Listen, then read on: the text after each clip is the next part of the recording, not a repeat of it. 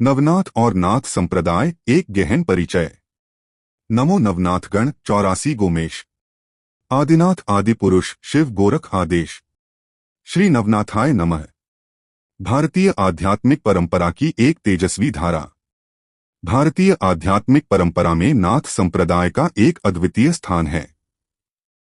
यह केवल एक धार्मिक पंथ नहीं है, बल्कि गहन योग साधना और आत्मज्ञान का एक मार्ग है। नाथ शब्द का अर्थ रक्षा करने वाला या स्वामी होता है, और यह संप्रदाय उन्हीं रक्षा करने वाले स्वामियों का संप्रदाय है।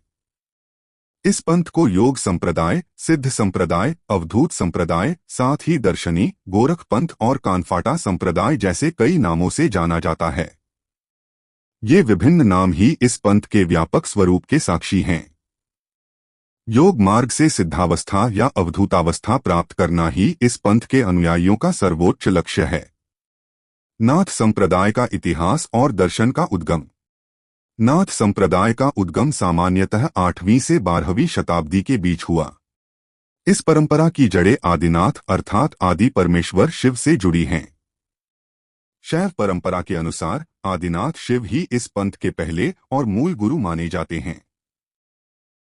नाथ योगी नाथ परमेश्वर को परम पद मानकर उसे प्राप्त करने के लिए कठोर योगाचरण करते हैं। इस दिव्य परंपरा को प्रत्यक्ष मानवीय रूप में आगे बढ़ाने का श्रेय मत्स्येंद्रनाथ और गोरखनाथ नामक गुरु शिष्य को दिया जाता है। मत्स्येंद्रनाथ की जन्म कथा अत्यंत रहस्यमय और विलक्षण है। ऐसा माना जाता है कि एक बार जब शिव और पार्वती एकांत में योग ज्ञान के गूढ़ रहस्य बता रहे थे, तो एक मछली मत्स्य के पेट में मौजूद कवि नारायण ने वह ज्ञान सुना और उन्हीं का अगला जन्म मत्स्येंद्रनाथ के रूप में हुआ। इसी कारण उन्हें हठयोग का आदि प्रवर्तक और गोरखनाथ का गुरु माना जाता है। गोरखनाथ के कार्य से इस पंथ को एक ठोस और सुस्पष्ट स्वरूप प्राप्त हुआ। गोरक्षनाथ नाम का अर्थ है गो अर्थात इंद्रिया, और जो इंद्रियों पर नियंत्रण रखता है वह गोरक्षनाथ है। गोरखनाथ ने योग मार्ग के कठोर नियम और अनुशासन स्थापित किए। उन्होंने यह कार्य तत्कालीन समाज में फैले अनाचारी और विवेकहीन पंचमकार पर आधारित वामाचारी कौल मार्ग को त्याग कर किया। यह एक महत्वपूर्ण चरण था। मत्स्येंद्रनाथ का झुकाव कुछ हद तक इसी कौल मार्ग की ओर था, जिस कारण गोरखनाथ ने अपने गुरु का उद्धार करके पंथ का शुद्धिकरण किया। इस बदलाव से नाथ पंथ केवल तांत्रिक या गूढ़ मार्ग तक सीमित न रहकर एक व्यापक और आचार प्रधान योग मार्ग बन गया। गोरखनाथ ने पतंजलि के अष्टांग योग के बजाय षडंग योग, हठ योग को अपनाया, जिसमें यम और नियम ये दो अंग गौर माने गए। उन्होंने ही इस पंथ को संस्थागत स्वरूप दिया और इसके 12 पंथ स्थापित किए। इन 12 पंथों के कारण ही इस संप्रदाय को 12पंथी भी कहते हैं। इस पंथ का स्वरूप केवल शैव या योगमार्गी नहीं था, बल्कि यह समन्वयवादी था। मध्ययुग में बौद्ध धर्म की वज्रयान और सहजयान शाखाओं का प्रभाव इस संप्रदाय पर दिखाई देता है। कई बौद्ध सिद्ध बाद में नाथ संप्रदाय में विलीन हो गए, ऐसे उल्लेख भी मिलते हैं। साथ ही वैष्णव परंपरा के नवनारायणों के अवतारों से नवनाथों का संबंध जोड़ा जाता है। यह नाथ पंथ के सर्वसमावेशी स्वरूप का एक उत्कृष्ट उदाहरण है। नवनाथों का गहन परिचय। नवनारायणों के दिव्य अवतार। भारतीय आध्यात्मिक परंपरा में, विशेषकर महाराष्ट्र में, नवनाथों की उपासना बड़े पैमाने पर की जाती है। नवनाथ भक्तिसार या नवनाथ पोथी नामक ग्रंथ उनके जीवन की कहानियों और चमत्कारों का वर्णन करने वाला प्रमुख ग्रंथ है, जिसकी रचना धुंडिसुक मालू नरहरि ने शक 1741 में की थी। इस ग्रंथ में 40 अध्याय और 7600 छंद ओवी हैं। नवनाथ 9 महायोगी हैं, जिन्हें विष्णु के नवनारायण अवतारों का अंश माना जाता है। यह धारणा नाथ और वैष्णव परंपराओं के बीच गहरे समन्वय की साक्षी है। नवनाथ नवनारायण विष्णु अवतार। मत्स्येंद्रनाथ कवि नारायण। गोरक्षनाथ हरि नारायण। गहिनीनाथ करभाजन नारायण। जालिंदरनाथ अंतरिक्ष नारायण। कानिफनाथ प्रबुद्ध नारायण। भर्तृहरिनाथ द्रुमिल नारायण। रेवणनाथ चमस नारायण। नागनाथ आविर्होत्र नारायण। चरपटीनाथ पिप्पलायन नारायण। इन प्रमुख नवनाथों में से प्रत्येक ने पंथ के प्रसार और विकास में महत्वपूर्ण योगदान दिया। मत्स्येंद्रनाथ, इन्हें कवि नारायण का अवतार माना जाता है। उनके कौल मार्ग के कुछ विचारों के कारण पंथ में वामाचार का प्रवेश हुआ, लेकिन गोरखनाथ ने उनका उद्धार कर पंथ को फिर से शुद्ध योग मार्ग पर लाया। गोरखनाथ हरि नारायण के अवतार माने जाने वाले गोरखनाथ हठ योग को सुस्पष्ट करने वाले महापुरुष थे। उन्होंने ही पंथ को संस्थागत रूप दिया और एक महान संगठक की भूमिका निभाई। जालिंदरनाथ अंतरिक्ष नारायण के अवतार माने जाने वाले जालिंदरनाथ हठ योग के जालंधर बंध से संबंधित हैं।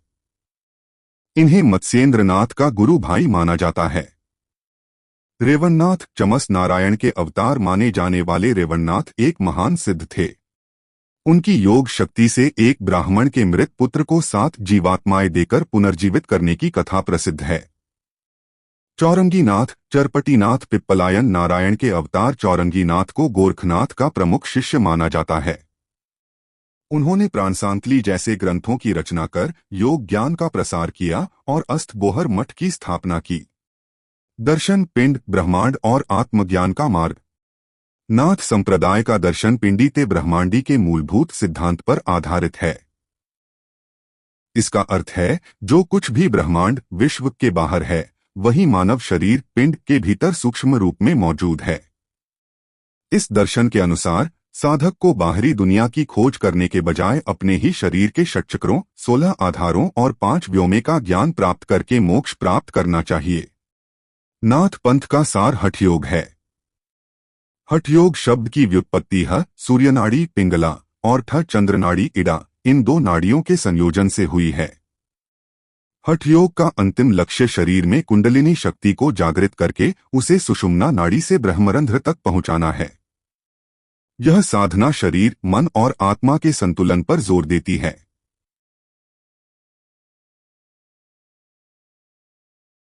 हठयोग के प्रमुख घटक कार्य और महत्व। आसन शरीर को स्थिर और लचीला बनाना, मन और शरीर को साधना के लिए तैयार करना। प्राणायाम श्वास और मन पर नियंत्रण प्राप्त करना। प्राण नियंत्रण से मन की उन्मनी या मनोन्मनी अवस्था को साधना। बंध और मुद्रा शरीर की ऊर्जा, प्राण को सही दिशा में प्रवाहित करना। षटकर्म शरीर की आंतरिक शुद्धि करना। उदा नेति धौती बस्ती। यह दर्शन केवल शारीरिक क्रियाओं पर आधारित नहीं है, बल्कि यह शिव और शक्ति के अभेदत्व पर आधारित है।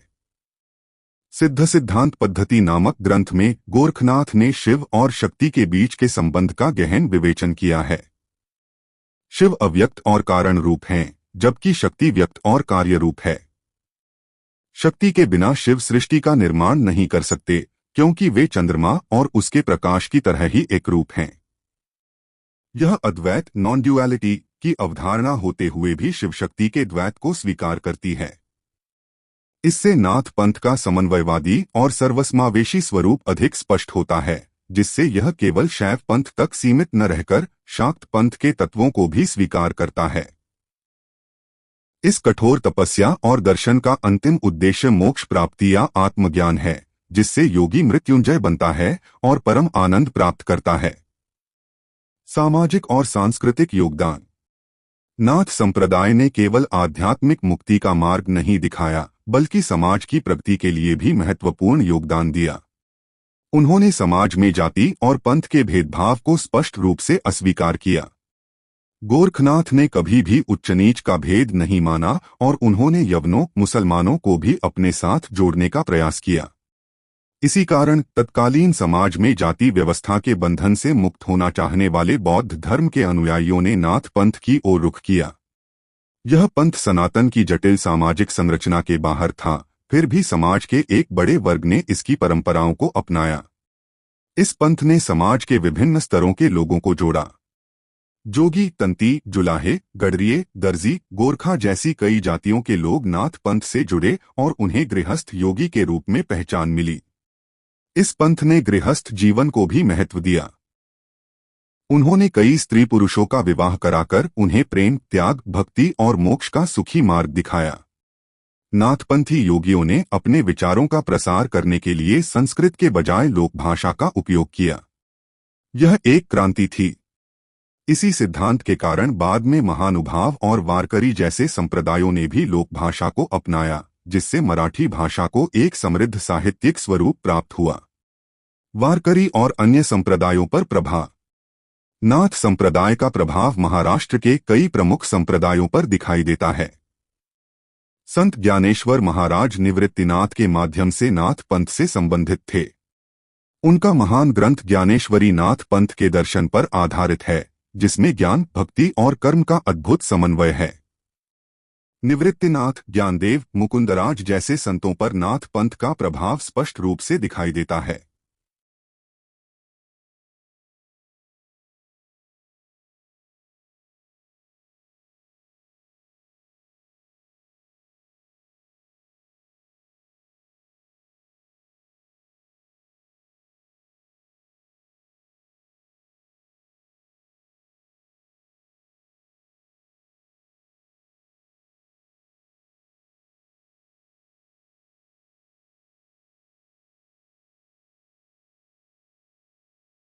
नाथ और वारकरी संप्रदाय में कुछ मूलभूत समानताएं और कुछ महत्वपूर्ण अंतर हैं।